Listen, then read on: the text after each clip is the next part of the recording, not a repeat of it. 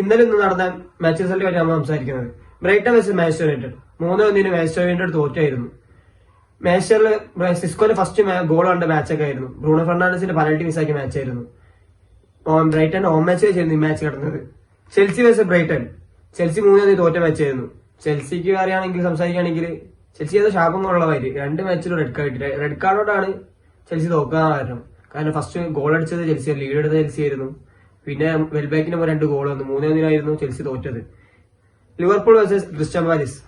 Liverpool first match ആയിരുന്നു തോൽക്കണം. ഈ സീസണിന്റെ ഫസ്റ്റ് തോൽവിയായിരുന്നു. ലാസ്റ്റ് സമയത്ത് കേസ് ഗോൾ അടിച്ചെങ്കിലും കംബാക്ക് ആയിരുന്നു വിചാരിക്കും. കരീസുള്ള കൂടുതൽ കംബാക്ക് ആയിരുന്നു ലിവർപൂൾ ഭാഗത്തുനിന്ന് വന്ന്. അതുപോലെ ജയിക്കുന്ന വിചാരിച്ചു. ലാസ്റ്റ് സമയത്ത് ക്രിസ്റ്റൽ വീണ്ടും ഒരു കംബാക്ക് അടിച്ച്. ലീഡ്സ് വേഴ്സസ് ബ്രോൺമൗത്ത് 2-2 ഡ്രോ ആയിരുന്നു. ലാസ്റ്റ് വേഴ്സസ് ബ്രോൺമൗത്തിൽ വിന്നിംഗ് ഗോൾ അടിച്ചായിരുന്നു, ഡ്രോ ആക്കിയതായിരുന്നു. City versus Burnley 5-1 City win ചെയ്തത്. ആദ്യത്തെ 2 ഗോൾ കണ്ട മാച്ചായിരുന്നു. ഡൊണാറമ വന്നതിന് ശേഷം സിറ്റി തോറ്റിട്ട് തന്നെയല്ല. North forest versus Sunderland win ചെയ്തായിരുന്നു. 1-0 സണ്ടർലാൻഡ് ആയിരുന്നു വിൻ ചെയ്തത്. ടോട്ടം വേഴ്സസ് വോൾസ്. ടോട്ടനാമിന്റെ ലാസ്റ്റ് സമയത്തായിരുന്നു ആ ഡ്രോ ആക്കുന്ന ഗോൾ വന്നത്. പിന്നെ പറ്റി സംസാരിക്കുകയാണെങ്കിൽ ഡെർബിയില് റയൽ മാഡ്രിഡ് തോറ്റ് 5-2 സ്കോർ. ഫസ്റ്റ് ലീഡ് വന്നത് റയൽ മാഡ്രിഡ് ആയിരുന്നു.